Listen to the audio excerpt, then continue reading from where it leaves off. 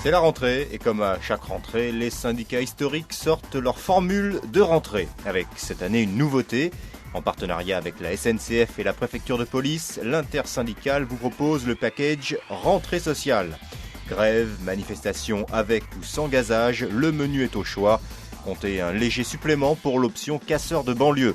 Attention tout de même, si vous n'êtes pas un habitué des packages rentrée sociale, suite à l'introduction il y a 2 ans des armes de contrôle de foule à micro-ondes, il est formellement déconseillé de porter des objets métalliques ou des chats humides. Manque de flexibilité, coûts trop élevés, autant de raisons qui poussent souvent les chefs d'entreprise à quitter notre pays pour des cieux plus cléments. Mais les syndicats n'échappent pas à la règle. Ainsi, la CFDT, toujours à la pointe du progrès social, a décidé de se délocaliser en Chine.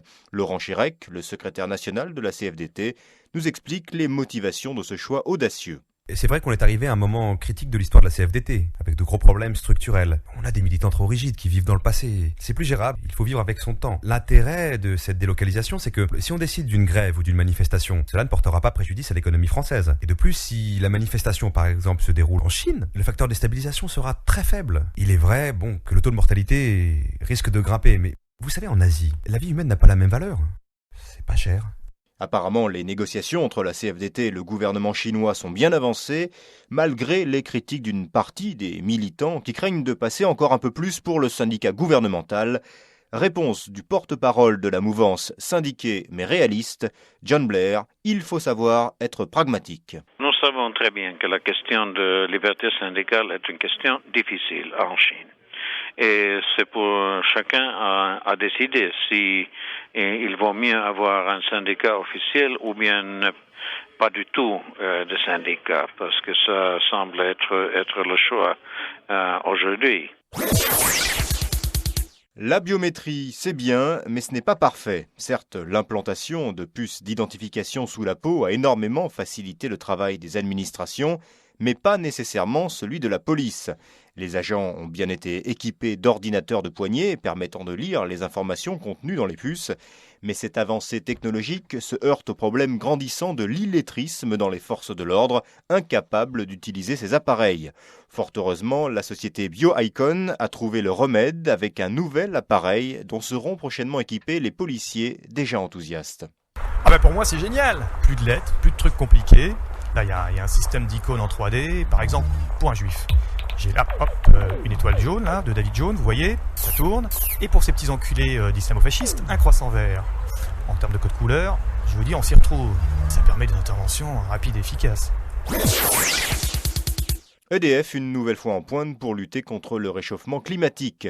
Cible des critiques des associations de défense de l'environnement, le géant panaméen de l'énergie contre-attaque avec un plan novateur, combattre le réchauffement de la planète par l'hiver nucléaire.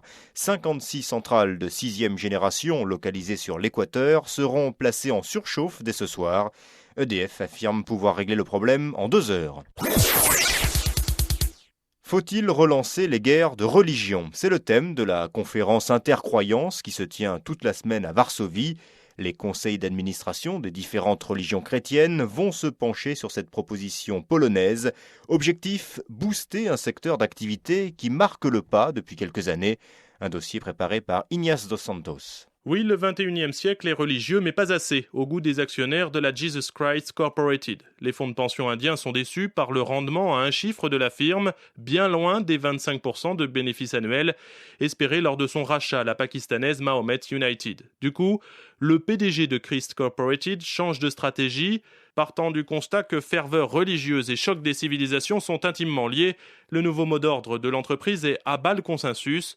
Gérard Lefebvre, porte-parole de Christ Corporated. Jusqu'à présent, on a échangé pas mal de politesses pour dire nous sommes tous d'accord, nous sommes pour la paix dans le monde, nous sommes tous frères. Il faut qu'on arrive à une phase de sujet de désaccord. Une première phase qui devrait permettre rapidement de faire monter la tension entre les différentes communautés religieuses.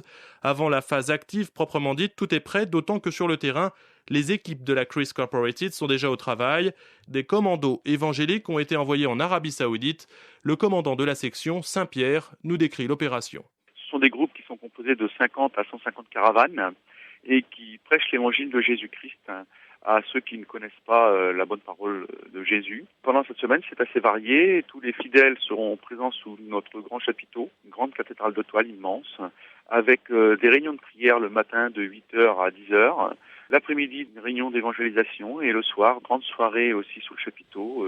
Et à 22h30, réunion pour notre jeunesse. Avec cette nouvelle stratégie marketing, la Chris Corporated espère bien récupérer ses parts de marché et même dépasser ses concurrents de la Baptiste Limited, aujourd'hui leader sur le marché des croisades.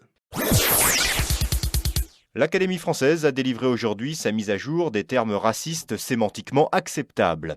Ainsi, ce que l'on appelait au début du siècle « clash des civilisations », puis « divorce des cultures », puis « séparation à l'amiable des identités », puis « ignorance polie de la rencontre peu souhaitée des différences », puis « déconnexion des flux identitaires incompatibles » et enfin « babélisation des esprits », s'appellera à partir de cette semaine « On se connaît ?» Quand cette expression deviendra à son tour connotée, nous vous indiquerons sa remplaçante dès la sortie du journal officiel. Un heureux dénouement dans le procès qui opposait les mafias albanaises aux associations de défense des enfants. Rappelons que le cartel de Tirana avait attaqué l'association Save the Children pour non-respect des règles de la concurrence. L'ONG avait en effet réussi à convaincre les gouvernements européens d'autoriser le travail des enfants de moins de 6 ans, une mesure qui avait entraîné une baisse soudaine du trafic de mineurs. Heureusement, tout s'est arrangé à l'amiable. Nos chères têtes blondes n'auront plus le droit qu'au travail à mi-temps. Une aubaine pour le cartel, car la demande d'enfants va donc doubler. En échange, le groupe albanais s'est engagé à financer la création de maisons de retraite pour adolescents. Le médiateur, Jorg Constantin, ne cache pas sa satisfaction. Le trafic va augmenter de façon très très forte. Il y a un horizon qui est dégagé, via que la faillite est évitée. Grosso modo, les actionnaires devront mettre un peu la main à la poche, de manière à conserver la propriété pleine et entière de l'infrastructure qui leur a coûté si cher. Les enfants vont tout de même continuer à travailler. Vous savez, un accord, c'est jamais parfait. Mais enfin, ceci dit, quand vous avez 2 énormes sacs de cailloux sur les épaules et que vous savez très bien que c'est la mort assurée, d'avoir le plus gros des sacs qui est supprimé est quand même quelque chose d'important. Nouvelle merveille de la technologie, SFR sort aujourd'hui ses nouvelles sonneries de portable à ultrasons pour éloigner les moustiques et agacer les chiens. Technologie toujours, la firme QKeys invente le porte-clés quantique. Fonctionnant sur le principe de la mécanique du même nom, votre trousseau ne sera perdu, ou non, que quand vous le chercherez. Cela ne signifie pas que vous ne le perdrez pas, mais au moins vous gagnerez du temps à ne pas vous demander où vous l'avez mis. Je crois que c'est ça, mais j'ai perdu l'échantillon. Le soulagement chez les producteurs de crack breton. Selon les derniers résultats de l'enquête, les récents décès de consommateurs ne sont pas dus à la mauvaise qualité du produit, mais à une mauvaise utilisation de la cocaïne artisanale. L'interdiction préfectorale de vente de crack a donc été levée sur tout le département du Finistère.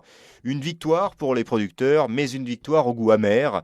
C'est toute l'image du dealer traditionnel qui est à reconstruire. Erwan Escobar, président des PCP, les producteurs de cocaïne périgourdin. Sur le plan national, c'est la confirmation qu'il n'y avait pas de crainte à avoir. C'est donc un soulagement énorme. Maintenant, sur le plan local, ça justifie d'une position très délicate puisque les professionnels se sont vus interdire la vente de leurs produits de façon visiblement et semble-t-il abusive. Comment faire aujourd'hui pour rétablir la confiance sur le produit ? Parce qu'il est évident que la confiance des consommateurs n'est pas totalement rétablie, ne le sera pas dans les jours qui viennent. Donc il va bien falloir que d'une façon ou d'une autre, les entreprises qui pratiquent ce commerce soient blanchies. Un véritable progrès dans le délicat problème de gestion des déchets toxiques. Après plusieurs semaines de débats, les Nations Unies sont enfin arrivées à un consensus et c'est la Côte d'Ivoire qui a été élue poubelle du monde.